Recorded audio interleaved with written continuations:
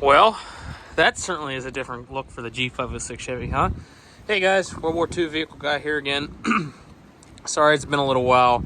Been pretty busy. As you can see, we're doing some home renovations and different things like that. So my time with the trucks has been pretty limited, but I just wanted to show off the new project that we did get done on the G506 Chevy. Is I ended up picking up a set of troop seats for it and brackets.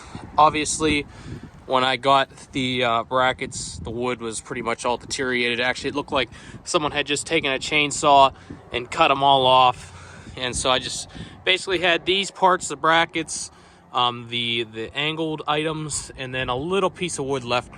So what we ended up having to do actually was take a trip over to the local sawmill. We actually took the truck itself, and I had to go pick up some rough cut wood for it. What I ended up going with was elm hardwood. I went with elm because number one, that's what he had in stock the most of, and number two, the truck doesn't sit outside at all. It's in a building, so we weren't too worried about the wood rotting. As you can see, I didn't go for the olive drab on the wood. I went for the stain finish, which I think turned out marvelous for this truck. This was quite a project and undertaking. I hope I never have to do it again. There was a lot of cutting, a lot of measuring, a lot of cussing and swearing, a couple bloody noses, but we ended up getting it all done. So, as you can see there, come around here, and I'll go up in the truck and show you how they function. And look there, and then this is the other side of the truck. I think it completed this truck very nicely, and it actually looks pretty presentable now. So anyway, the biggest issue I was having was finding the correct wood. Like I said, I had to go to a local sawmill. The sections on the side are 9 foot in length, and a lot of the suppliers around me, they don't carry 9 foot boards. So that's why we had to go get rough cut lumber. Now, if you're familiar at all with wood, you know rough cut lumber is a pain in the butt to work with.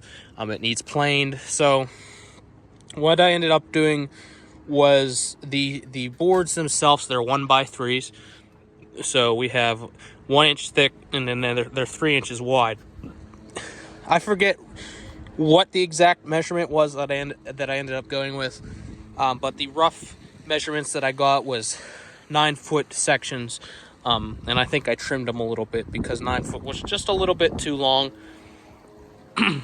So you have 6 boards on each side. You have 2 of the headboards, and then this is your seats themselves. So how this operates is we have a lever here, and then back here you have a lever as well, and then you just bring it down like that, and there you go. You're ready to haul the troops around.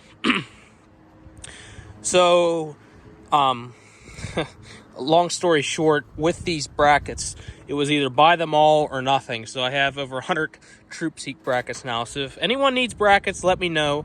I have a limited supply of the angled pieces that actually bolt to the bottom of the seats themselves, but I have an overabundance of the brackets that slide into the stake pockets. So like I said, if you need any, please reach out. I'd love to give you a deal on some of them. I ended up taking all the correct World War II ones, or I'm being told that they're correct. The way you can tell if they're correct for the World War II, from what I've been told, is you see the slant there? That's a typical indication of a World War II bracket. That was what I was told. Like I said, please correct me if I'm wrong with that. But I had all 4 correct ones, originals. Now, the driver's side front here, we did have to do some fabrication work because it was so severely rotted out. So we did have to make a new piece there. But we used the original where the troop seat gets welded here onto the bracket. So we were able to salvage that, but unfortunately everything else is too far gone. These are pretty important pieces as well, the corner pieces that hook into these brackets. So as long as you have these corner pieces and the bracket, the 4 corner brackets with the holders, you're usually in pretty good shape. There's also supposed to be 2 metal brackets here in the front. I ended up making my own out of wood because I was missing those, so that was no big deal there. I just cut some wood down to length, painted it olive drab, and you'll never notice the difference.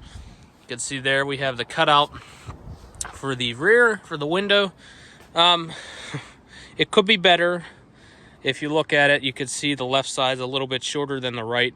When I was doing some of my measurements, I don't think I had it positioned properly or something, because it's not turning out as well as I would have liked it to, but it does work. World War II time, I don't think they really cared as long as it worked. So you can see there we got the header boards all done. That turned out nicely. And then the same story on this side. I ended up going with the red oak stain. I think that turned out the best. My wife actually picked that out, but I think it turned out much nicer than the olive drab. There's over about 110 fasteners. That was quite interesting, going to get all the fasteners. I walked into the local store around me to buy them all, and they looked like I had 3 heads because I was sitting in the aisle counting all my fasteners out. And then you can see how this works. So you have your bracket here, and then this bracket is there's a pin that goes through there, and then you have this smaller bracket here that the angled piece bolts onto. It's kind of took a while to get everything drilled and lined up properly. Once you figured out how to do it, it wasn't too bad, but it definitely did take some doing. But I'm pretty happy with how it turned out. Like I said, it could be better. It could also be worse. What I'm working on right now is getting an original strap here for the back. So the original strap would go to that side, down and around, and then it would clip onto that side. So hopefully we'll have one of those coming here shortly, as well as I want to get the steps that bolt onto the tailgate. So you would have a step right here that's bolted on, as well as on this side you would have a step that would bolt on as well. So I think that would complete the truck pretty nicely, especially with that strap. I also do have a correct driver's side mirror coming for it. That's going to be a bit of a project because this one's actually welded onto the door hinge itself. So we're going to have to cut that off. And then I have the correct piece that goes onto clips onto the hinge itself. You'll get longer door hinge pins to go over the bracket, and then obviously your mirror bolts onto that bracket, so it'd come out like that. Having that cobbled on mirror on there just kind of drives me crazy, so I've been trying to get that replaced as fast as I could. So we'll get that mirror on there, and then I think that would complete this truck nicely. I do have a set of top bows for it, as well as the middle section of canvas. I'm missing the end curtains.